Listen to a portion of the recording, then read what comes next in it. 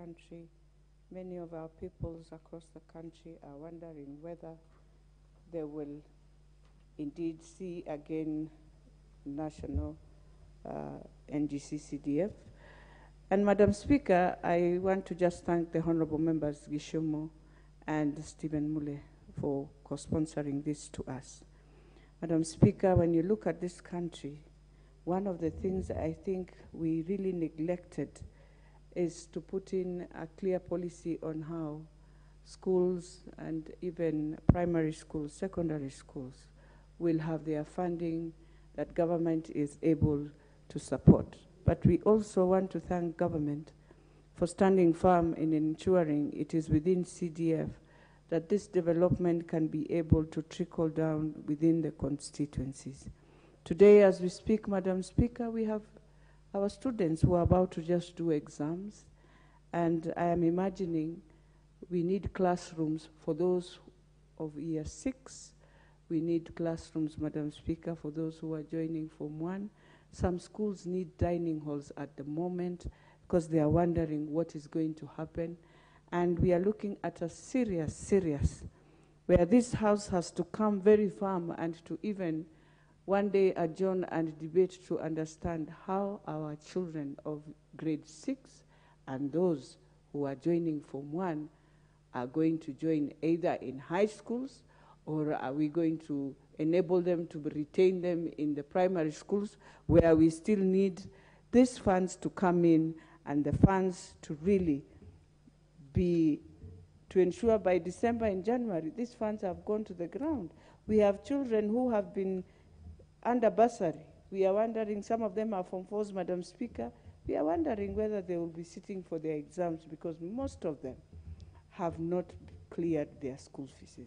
But having said that, Madam Speaker, when you look at this motion, it gives us an opportunity as Member of Parliament to look and scrutinize and be able now to look at the different funds that we have, the National Government Constituency Development Fund, the National Government Affirmative Action Fund, the Senate Oversight Fund, Madam Speaker, and the Economic Stimulus Empowerment Fund. Having been nominated in the Senate, Madam Speaker, today, as the Honorable Martha of Gilgil explained very well, that it is no longer for us to say this is a house where you will never be. If you would want to move as a woman from the National Assembly, you would go now as a senator or as a governor, Madam Speaker. And therefore, you would want to see each arm within Parliament being able to go back, oversight, look at the funds that are going, especially the funds that goes to governor. I would tell you, I have been a speaker in the county assemblies. A senator is one person who is so vulnerable.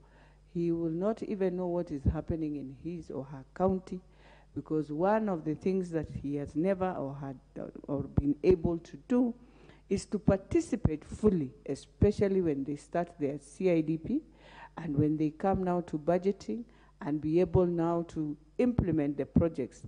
The senator will always find the document that now the Controller of Budget has finalized after implementation of everything, is when you're calling your governor to question why these resources were spent or mismanaged. And therefore, the Oversight Fund is going to support them. It's not about just supporting. It's not about, it's not giving them a token. Because it's like we look at these funds, even the National Government Affirmative Action Fund. I remember, Madam Speaker, how you fought, all of you, to ensure, because at one point it was just going. And so many have realized that that fund has built markets. Women have been able to do trade with it. They have been able to even find themselves with grants with their merry-go-rounds. And therefore, if we are able to now ensure that we put this into the Constitution, I think first of all, we will now clear the barrier of every day being in court. Madam Speaker, the Economic Stimulus Package and Empowerment Fund is a critical fund. It is a fund that will come and support the government in many of the challenges that they are facing after post-COVID. And therefore, you remember there was a time we had a serious economic stimulus package that supported many. You will find that women in trade, youth, they will need this economic stimulus and economic empowerment fund. And therefore, even as we continue and ensuring that at the end we will come as a team and support this motion and ensure that we pass it with the numbers that are precise and numbers that are needed, I think this House, one of the things that we must ask ourselves is even in the few months, many Kenyans are confused. I know within Dagoretti North, many have been questioning, where is CDF? Why is it that we are not seeing projects? Why is it that we are not seeing programs that are running? Why is it that they have not been sensitized, even in the new act? And I think one of the things also we have to do is let us go back and sensitize our constituencies so that they are able to understand that, one, the act has changed. Two, it is more not for the honorable member, but it is a fund now that is supporting the national government to ensure development goes within the constituencies. Yet it has been ring-fenced to ensure that we deal with security, we deal with schools, we deal with bursaries, education, and I think it is important also for the citizens to know that, because at the moment, most of them think it is the old CDF way of doing things where Mheshimiwa will pick just a committee and bring and decide how things run. I think it is important for them to know we have fund managers, and those fund managers are from the different constituencies, and you cannot have a fund manager from your own constituency. It is important also for them to know that, so that as we move forward and we want to see each constituency, the 290, let us have fund managers from each, but they will be now reshuffled to be taken to different constituencies. But let us also have a clear regional balance so that we don't find one constituency having 10 fund managers and another one has none.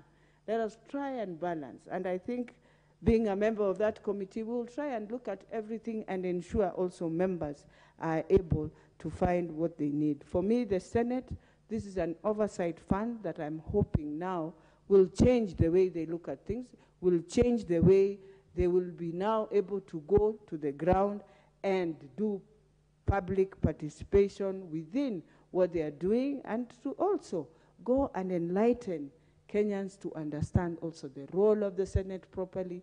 And for us, those who are within the National Government Affirmative Action Fund, it is important also. Let us sensitize both our citizens to understand all these funds. For me, Madam Speaker, I just want to say this is a